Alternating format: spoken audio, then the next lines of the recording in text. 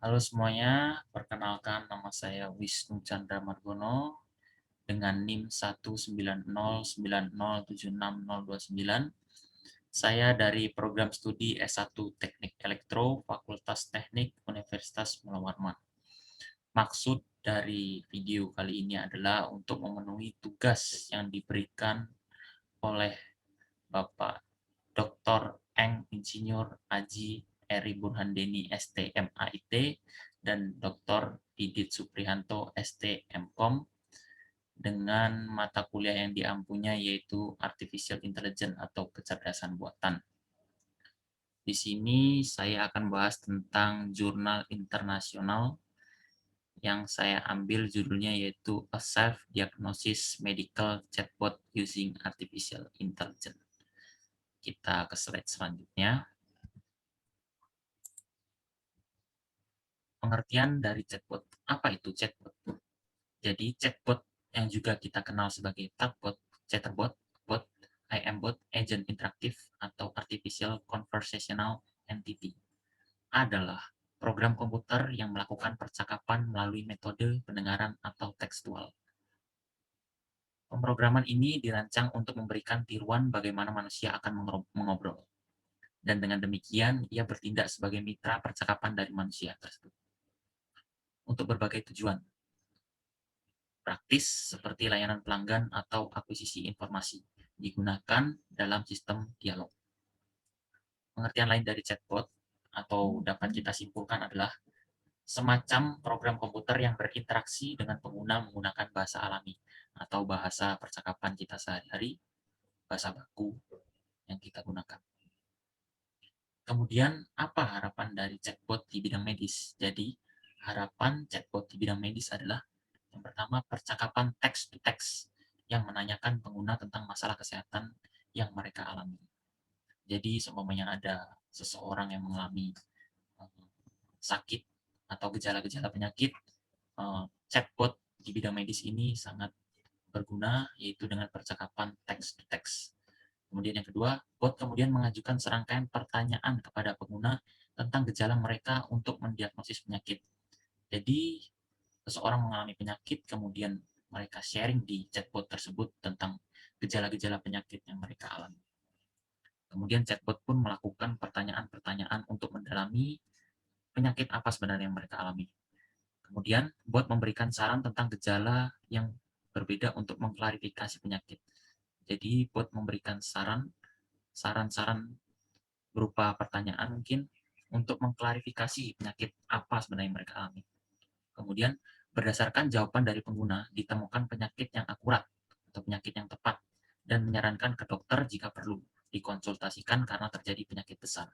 Jadi ketika diketahui bahwa pengguna atau seorang yang melakukan chatbot yang berkomunikasi dengan chatbot ini ditemukan bahwa penyakit tersebut adalah penyakit besar, maka menyarankan ke dokter untuk mengkonsultasikan penyakit tersebut. Kemudian sistem mengingat tanggapan masa lalu atau tanggapan-tanggapan yang kita tanyakan sebelumnya dan mengajukan pernyataan yang semakin spesifik atau semakin mendalam untuk mengetahui atau mendiagnosis dengan baik. Kemudian apa 3 komponen utama sistem yang dibuat di chatbot di bidang medis ini? 3 komponen utama sistem yang dibuat adalah yang pertama validasi pengguna dan ekstraksi gejala dari percakapan dengan pengguna.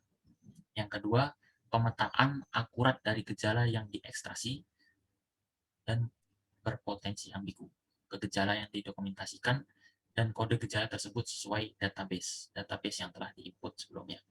Kemudian yang ketiga, mengembangkan diagnosis yang dipersonalisasi serta merujuk pasien ke spesialis yang sesuai jika diperlukan. Merujuk pasien ke spesialis atau berkonsultasi dengan dokter yang tepat jika diperlukan. Kemudian, apa sistem yang diajukan? Jadi, sistem yang diajukan adalah dalam sistem yang diusulkan, dialog pengguna adalah desain linear yang dimulai dari ekstraksi gejala hingga pemetaan gejala, di mana ia mengidentifikasi gejala yang sesuai. Kemudian mendiagnosis pasien apakah itu penyakit mayor atau minor, apakah itu penyakit biasa atau penyakit besar. Dan jika itu penyakit mayor, dokter yang tepat akan merujuk pasien. Jadi chatbot akan mengkonsultasi dengan dokter yang tepat agar pasien dapat dirujuk. Detail dokter akan diekstraksi dari database. Detail-detail dokter atau informasi-informasi tentang dokter yang tepat itu akan diekstraksi dari database. Kemudian pengguna akan diidentifikasi oleh detail login yang disimpan di database. Jadi sebelum pengguna menggunakan chatbot di bidang medis ini, pengguna kan pasti melakukan login yang akan disimpan di database. Kemudian akan diidentifikasi. Kemudian 3 fase percakapan utama yang dilakukan di chatbot ini. Yang pertama itu perolehan informasi dasar, ekstraksi gejala, dan diagnosis. Bot kami dibuat off dengan menanyakan tentang email dan kata sandi pengguna untuk login.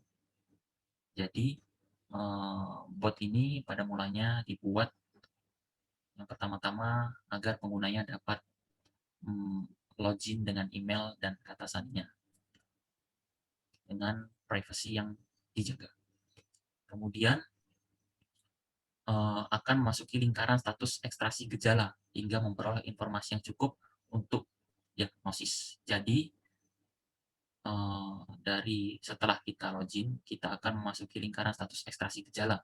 Gejala-gejala yang kita sampaikan ke bot agar informasi yang didapat cukup dan dapat didiagnosis.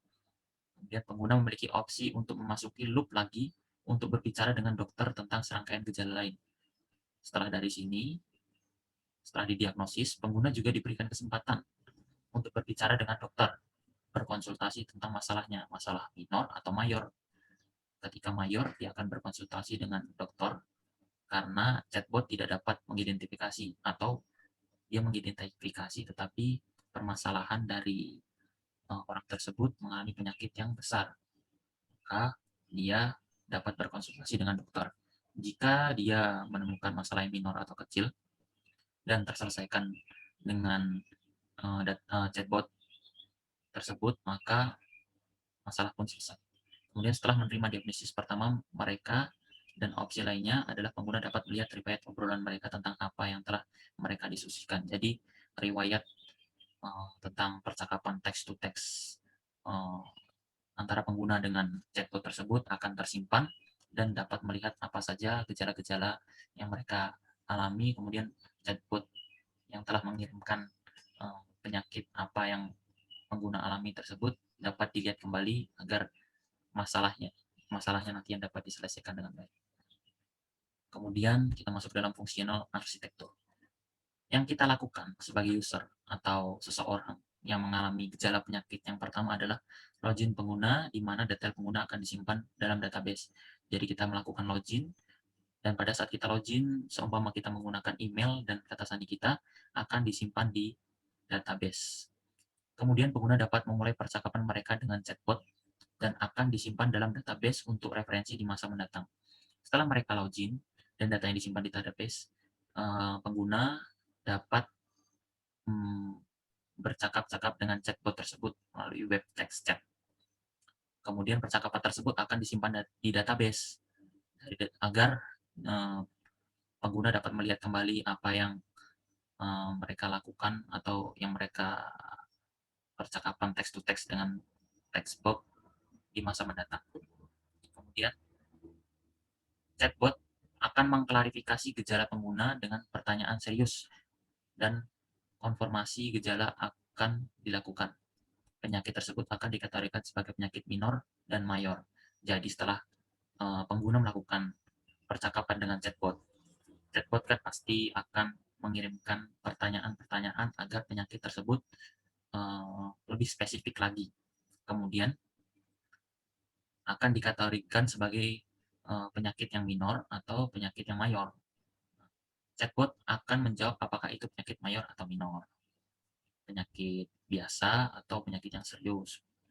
Kemudian jika itu pengguna utama akan disarankan dengan rincian dokter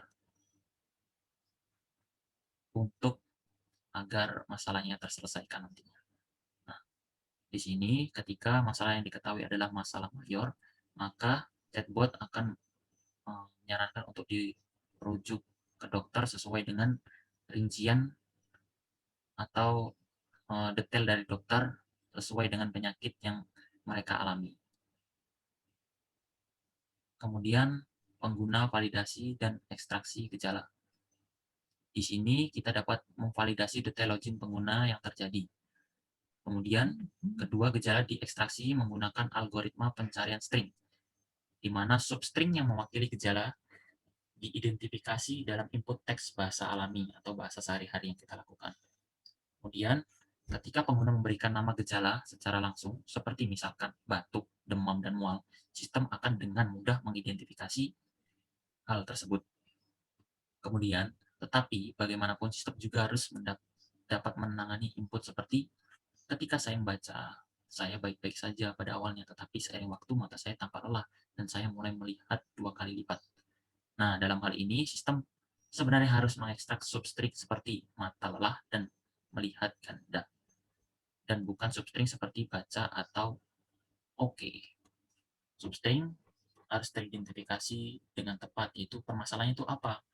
Oh, permasalahan adalah mata lelah dan penglihatan ganda. Kemudian kita masuk ke dalam pemetaan gejala set data. Di sini kita diberikan beberapa substring yang diekstraksi dari input pengguna. Di sini kami membuat daftar gejala terdekat yang disarankan. Jadi dari pengguna mengalami gejala apa, dari chatbot akan menyarankan sesuai dengan daftar gejala yang disarankan. Kemudian yang kedua, kami kemudian meminta pengguna untuk mengonfirmasi apakah mereka memiliki gejala yang disarankan. Jadi dari gejala-gejala yang disarankan oleh chatbot, apakah pengguna ini mengonfirmasi apakah tepat dengan pertanyaan-pertanyaan yang dilakukan oleh chatbot sesuai dengan gejala yang disarankan. Kemudian, berdasarkan jawaban mereka, beberapa penyakit diciutkan. Beberapa penyakit sesuai dengan gejala yang pengguna input akan diciutkan atau dikeluarkan apakah sesuai atau tidak. Kemudian klarifikasi gejala lebih lanjut dan saran gejala dilakukan dengan mengajukan serangkaian pertanyaan kepada pengguna dan dilakukan pemetaan gejala hingga penyakit yang tepat.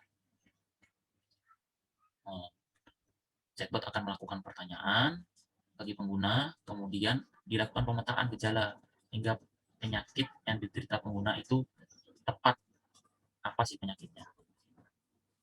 Kemudian kita menetapkan penyakit dan merujuk ke dokter. Nah, pada proses ini membawa daftar penyakit dalam database. Jadi data-data yang telah di-input tadi, percakapan yang dilakukan oleh pengguna dan chatbot akan tersimpan di database dan setiap gejala yang dimasukkan dibandingkan dengan gejala penyakit umum. Apakah data-data yang tersimpan, gejala-gejala penyakit yang telah disampaikan oleh pengguna tersebut adalah penyakit-penyakit umum atau penyakit-penyakit yang kita jumpai sehari-hari atau tidak. Kemudian gejala berikutnya diperiksa sampai ditemukan yang cocok. Nah, penyakit apa sih itu? Kemudian penyakit diciutkan berdasarkan masukan pengguna akhir pada evaluasi pertanyaan. Kemudian penyakit yang akurat diidentifikasi dan ditentukan kepada pengguna akhir oleh chatbot.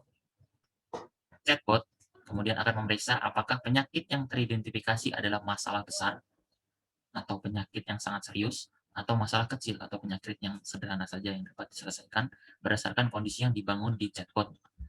Maksud dari kondisi yang dibangun adalah percakapan yang dilakukan di chatbot antara pengguna dengan chatbot tersebut. Jika ini adalah masalah besar, chatbot akan merujuk ke spesialis ke pengguna akhir dengan mengirimkan rincian dokter. Nah, jika terjadi masalah besar atau penyakit yang serius, chatbot akan merujuk ke spesialis atau menunjukkan ke pengguna tentang spesialis dokter yang tepat.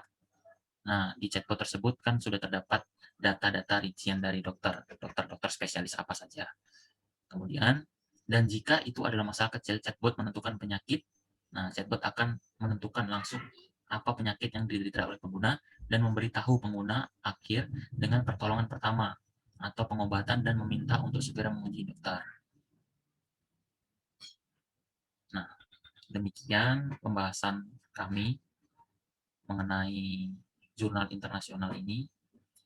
Kiranya dapat menambah ilmu bagi setiap kita. Sekian dan terima kasih.